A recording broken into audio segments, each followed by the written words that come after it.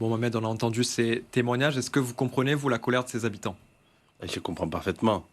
Les parloirs sauvages qu'elle évoque dans le sujet, ça date des années 70.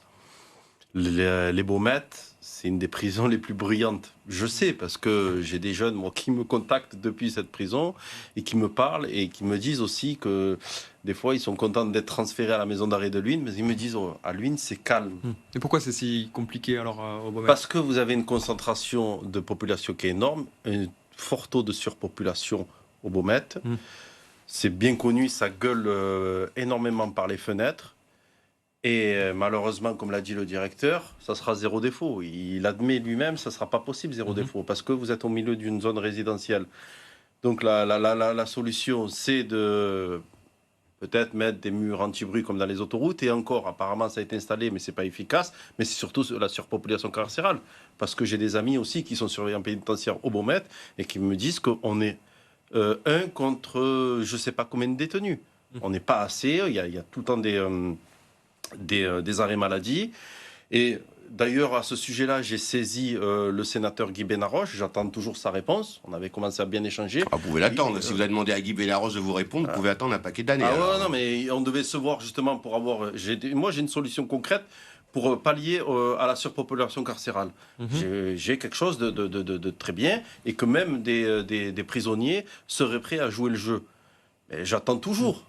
Le sénateur sensibilisé, Mohamed, après je répondrai, c'est vraiment Jérémy Bacchi, le sénateur, pardon, c'est pas mon camp politique, le sénateur communiste. Jérémy répondra à mon avis beaucoup plus que Guy Benarroche. Donc si j'ai un conseil, on peut se tutoyer? Oui, bien sûr. Si j'ai un conseil à te donner, c'est effectivement d'appeler Jérémy Bacchi. Cette question peut-être, Christophe, est-ce que pour vous... Mais moi je suis assez radical, je ne comprends pas. Est-ce que c'est la surpopulation mais je ne comprends pas pourquoi les Baumettes sont encore au Baumettes. J'ai vu les millions d'euros qu'on a remis pour refaire Baumettes 2, Baumettes 3. Moi, je raserai tout. Non. Et je vendrai ce terrain, qui est un des terrains les plus chers de Marseille, aux portes des Calanques, pour pouvoir construire une prison moderne, une prison qui accueille effectivement le monde carcéral d'une manière détente, sur le plateau de l'Arbois, par exemple, à proximité de Luynes. Donc on a une poche d'une prison historique. Je garderai éventuellement les murs pour en faire un musée, pour faire venir les touristes, pour nous rappeler les époques de Borsellino, mais je couperai tout. Au lieu de ça, l'État a continué à financer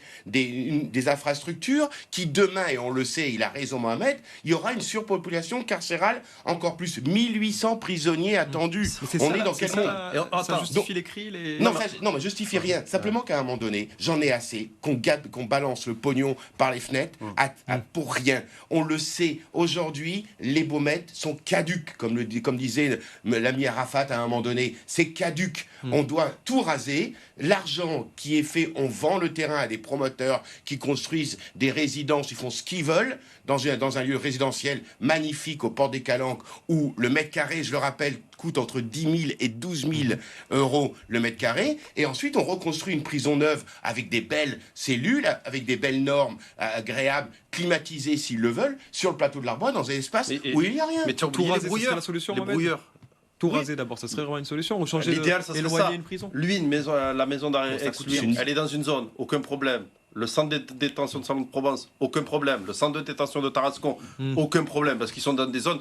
Et puis, en termes de sécurité, une prison, elle doit être isolée. Mais évidemment. Est-ce que par contre, en termes de conditions d'accueil pour ces prisonniers, d'être éloignés, d'avoir peut-être des familles qui doivent faire de la route aussi pour venir les voir, moi, si demain je dois aller visiter quelqu'un, je préfère aller le visiter à Luynes. Pourtant, j'habite Marseille. Oui, évidemment. C'est encore plus rapide que vous savez, le coût, imaginez le coût, c'est entre 10 000 et 13 000 euros le mètre carré. Imaginez, je ne sais pas quelle surface il y a au Baumettes, mais je rase tout, je vends, je prends le pognon, je construis une prison moderne avec les belles normes telles qu'ils ont construit, ce que Darmanin a proposé, ces centres de rétention, d'une architecture moderne, et on sort de ce calvaire pour les habitants, mais aussi pour les prisonniers. Parce qu'il y a effectivement les habitants qui se plaignent du bruit, mais il y a aussi des taulards qu'on connaît, et Mohamed a raison de le rappeler, qu'il y a aujourd'hui des taulards qui ne supportent plus, qui ont des petites peines, qui sont mis au Baumettes, comme les travailleurs sociaux, les infirmières. Alors pourquoi pour vous on a continué à élargir cette prison? Parce que c'est la France. C'est la France. C'est qu'à un moment donné, on fait une erreur et on continue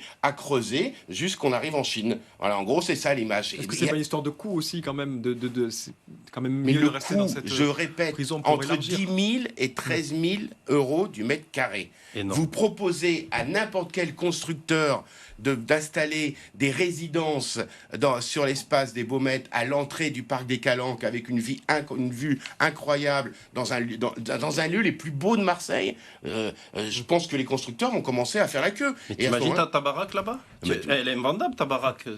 Bien sûr. Et quand tu vois la petite pizzeria, quand tu montes, souvent je m'arrête quand je vais marcher, ils te disent mais c'est la folie parce qu'il y a le bruit, il y a aussi la question des gens qui se garent et il y a aussi une crainte permanente parce qu'il y a les sirènes qui sonnent parfois. Vous voyez, vivre à côté d'une prison, ce n'est pas rien. Donc moi, la proposition que je sais que c'est idéaliste, je sais qu'ils ne le feront pas. Je suis pas non plus dupe, je suis pas non plus un enfant de cœur ou un poussin de 3 jours. Mais à un moment donné, voilà, il faut réfléchir globalement. Ça, c'est aussi une solution à long terme. À court terme, Mohamed, qu'est-ce qu'on peut faire? Est-ce que voilà, ces dispositifs anti-bruit qui ont été installés, ça suffit pas a priori? Quelle solution?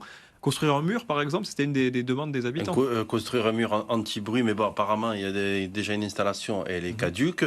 Après, moi, je vois pas d'autre solution que désengorger les prisons.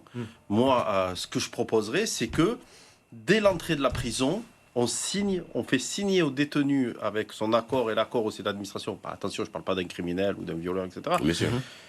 Un contrat d'engagement de réinsertion professionnelle. C'est-à-dire que ce qu'on va faire, eh ben, écoute, dès le premier jour, on te reçoit, on a un entretien avec toi, on va se revoir dans 1 mois, on va voir comment tu t'adaptes à la détention, puis après on va... Un meilleur suivi, en tout cas. Un meilleur suivi, et après on va faire intervenir des professionnels, parce qu'on a des régions, tu as fait le con, je suis désolé, au bout d'un moment, il va falloir que tu payes un peu ta dette, tu vas faire un peu de prison, puis après on va t'éloigner dans une région qui est un peu désertique et qui aussi en proie à des métiers tension. On va te donner un boulot, tu vas travailler, on a un employeur qui a du mal à recruter, et par contre tu auras un régime d'assignation à résidence strict. Et moins de monde, ça changerait quoi sur les nuisances? Vous pensez que d'être dans de meilleures conditions, ça pousse moins les détenus à hurler?